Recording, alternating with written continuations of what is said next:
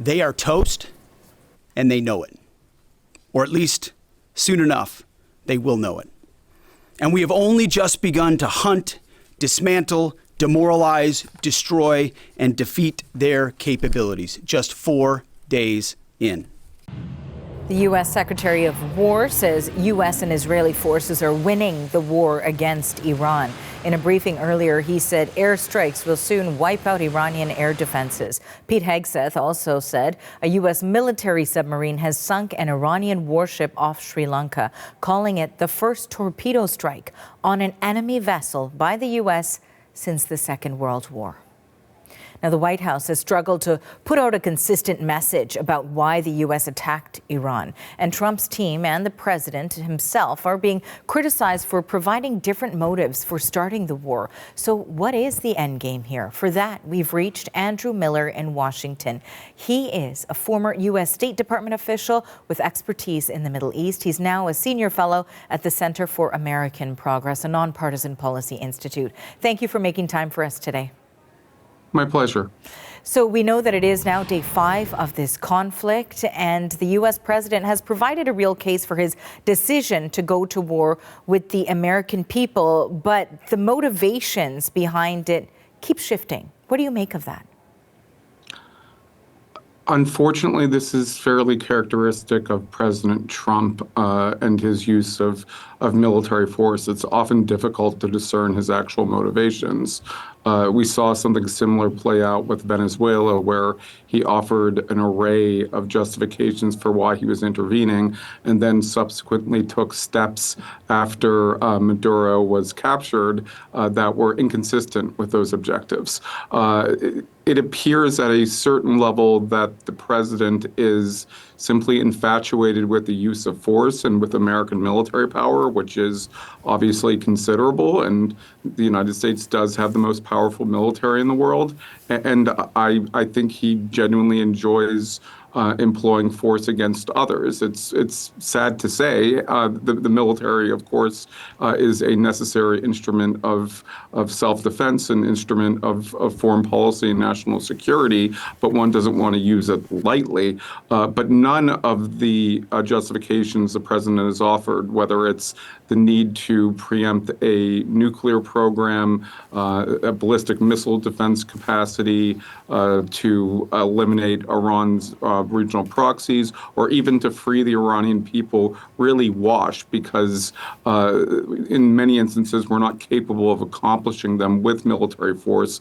And even if we were to do so, the results of that wouldn't align with U.S. interests. So it's a very perplexing situation for Americans, and as much as folks around the world. You know, one of the questions that keeps arising is, what does the end look like to all of this? You know, as we were listening to the Secretary of War, and earlier this morning I listened to his briefing in its entirety, and he said Iranian leaders will look up to see only U.S. and Israeli power every minute of every day until we decide it's over. When might that be? What is the end goal here? And we've discussed somewhat at length that it's unclear. What do you make of a statement like that? I mean, it's deeply concerning. The president, the Secretary of Defense, any U.S. government official has a responsibility to the American people in explaining the rationale for any action they take supposedly on their behalf. That's particularly true when they're deploying American forces abroad, both because of the enormous financial costs, but also because they're placing American lives in harm's way. And I can't believe I'm saying this now, 23 years later, but there was more coherence to President George W. Bush's explanation for intervening in Iraq. And the premise ended up being false and fatuous, but at least it was internally logical that if Iraq were that close to a nuclear weapon, it would have made sense. It could have made sense to intervene to stop it. In this case, it's really a house of cards that they're resting upon, and I would focus on on Secretary Hegseth's comments that that the Iranian leadership will look up and see that we dominate the sky with the Israeli. This really is about dominance. It's imperial in nature. It's really un-American. I would even say anti-American, and something that you would expect from authoritarian or even fascist regimes, not from a democratic system.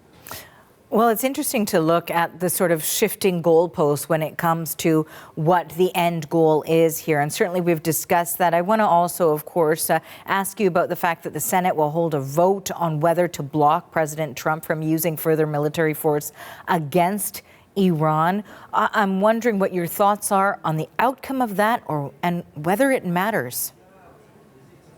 So at this point, it seems unlikely that the motion will pass in the Senate or in the House when it's voted later this week.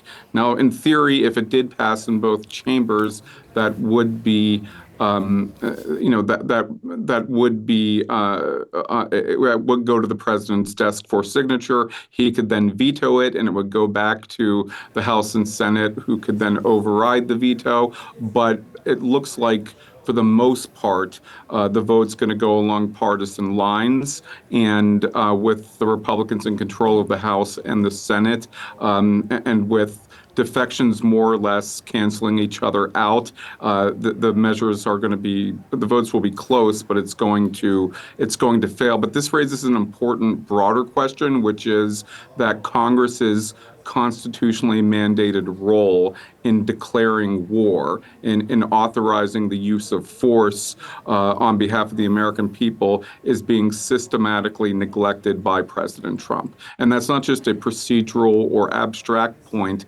The representatives in Congress are the channel through which American voices are expressed. The president has been very clear that he does not feel the same responsibility to represent those people who voted against him, Democratic areas or individual Democrats, which makes this all the more problematic, that he only seems to be interested in catering to his supporters. But we are beginning to see from at least some Republicans, some of the questions you asked about where is this going, how is this going to end, and also a concern that this could eventually escalate into ground troops. As long as it remains an air war, the Republicans are probably going to tolerate it, but if there's any introduction of U.S. forces, which increases the risks of entanglement and casualties, I think that could be a turning point. I think Trump wants to avoid it, but we certainly can't exclude it as a possibility. There certainly are a lot of questions that are left unanswered, but we appreciate your thoughts and analysis on this, Andrew. My pleasure. Always happy to be on. That is Andrew Miller. He is a former U.S. State Department official and senior fellow at the Center for American Progress.